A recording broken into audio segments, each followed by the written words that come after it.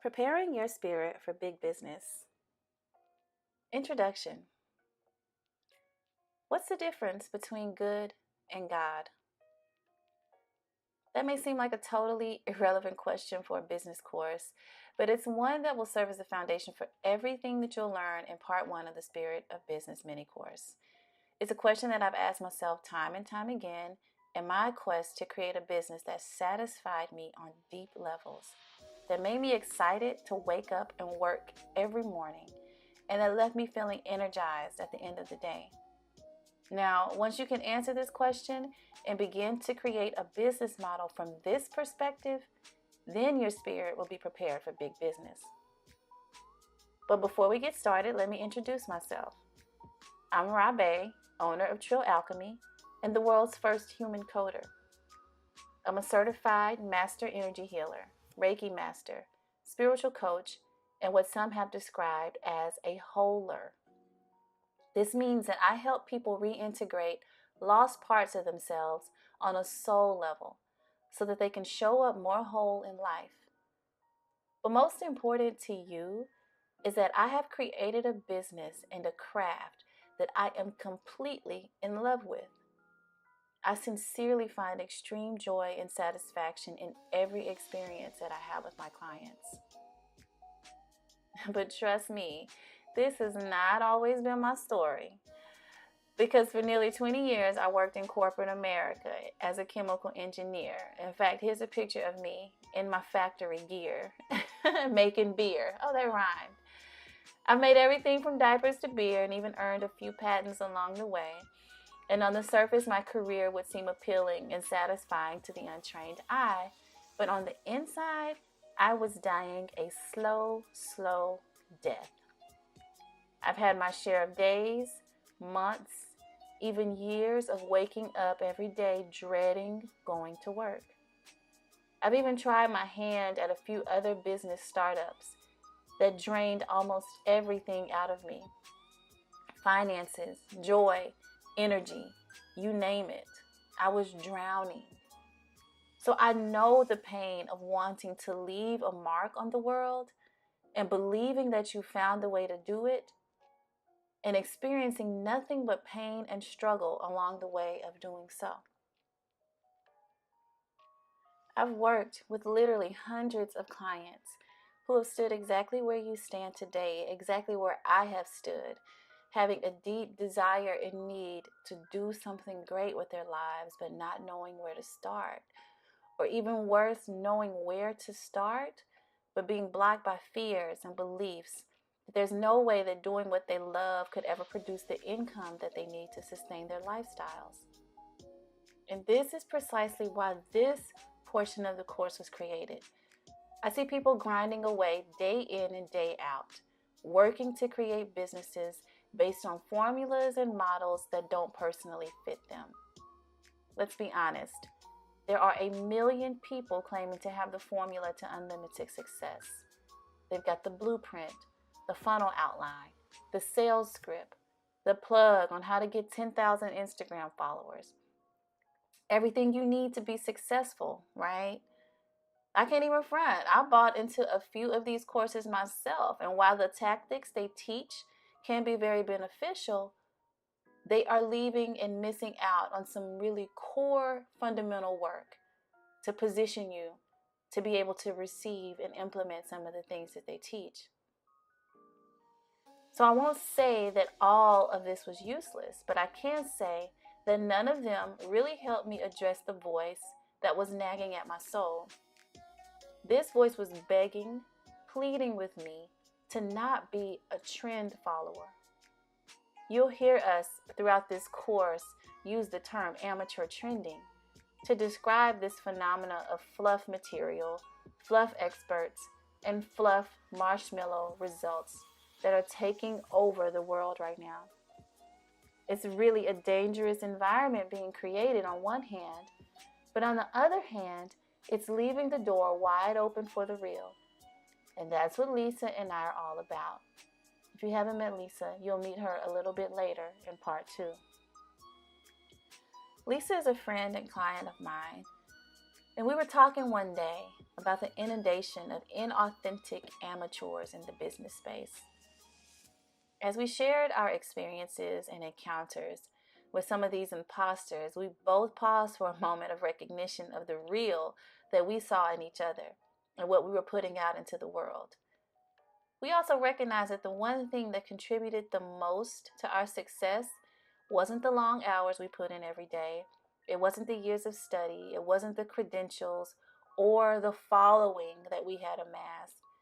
It was the authenticity in how we showed up each and every day with every single client, on every single broadcast, wherever we went. And as we shared the feedback that we'd been receiving from our clients, and mind you, we work in two completely different industries, we saw that one sentiment was consistent. You make what you do look so easy and so fun. It's almost like you were created to do what you were doing. Bingo! And this is why I asked the question, what's the difference between good and God? That thing, that intangible factor that both Lisa and I have been able to capture in our businesses was the God factor.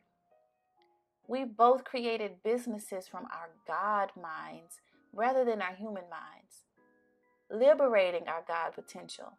And this is what was evident to those that we encountered. You may already have a business model that's good. It's paying the bills. You're having moderate success and may even be developing a positive reputation within your industry.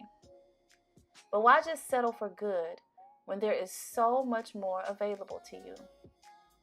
Why only be good when that means leaving greatness on the table for someone else to eat? So what does it look like when you allow the God in you to show up in your business? Your work energizes you and lights you up. What you create is completely sustainable because it doesn't take away from you. In fact, your energy and creative genius are replenished every single day. This is God telling you that you are doing what you are meant to be doing. You see, when God shows up in your business, your potential is unlimited. Let's take Barbara Cortland, for instance. Now, this woman authored 723 romance novels in her career. At age 82, in 1 year, at age 82, she wrote 23 books in that 1 year alone and sold nearly 2 billion copies, billion with a B, of her work. When she died at age 93, she still had 160 books left to be published. Now, God showed up for Picasso too. He made 50,000 works of art during his lifetime. That's an average of 2 paintings per day. And what about Jimi Hendrix, who recorded 70 albums in his short life before he transitioned at age 27? That's incredible. So part 1 of this course is all about how to let your inner God create business for you. This course is not just about business transformation, though. It's truly a journey of personal transformation. Your business health reflects your personal spiritual health. Your business struggles mirror your opportunities for personal growth. Your business only grows as fast as you do. See, people seek help all the time to fix their health, their relationships, and even their bodies.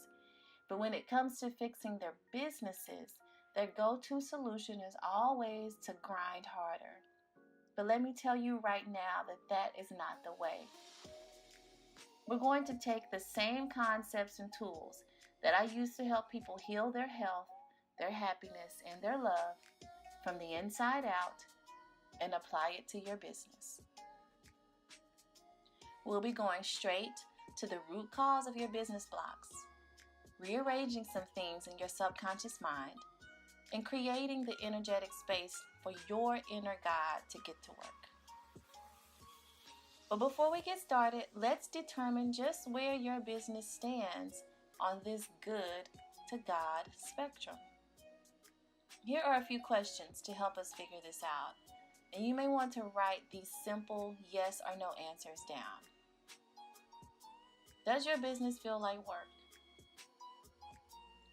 Do you have problems manifesting material gains in your business? Is self-marketing or self-promotion unnatural to you? Are there any parts of you that are left feeling unsatisfied with your work at the end of the day? Do you have problems finding and connecting with your tribe? And be honest, at the end of your day, do you still long to make a difference in the world? If you answered yes to any of these questions, then you are in the exact right place. This means that you have not yet fully aligned your business with your God potential, and that there's still some work to do in preparing your spirit for big business. So, now that we know where we all are and where we need to be, let's get started. Here's what you can expect for us to cover in part 1. First, we're going to go into your business chakras and blockages. We'll do a little bit of exploration there as well. And then we're going to talk about the shift in business consciousness so that you can see how this fits into the global scheme and new direction for businesses. And then we're going to get into the real meat, the real substance, the 3 new rules for business. And here we'll go in depth into erasing the old and creating your new business model that's centered around your unlimited God potential. So grab a notepad, get you some snacks, get comfy, go get your hot tea ready, and prepare yourself for an amazing breakthrough. I'll see you at the top. Peace.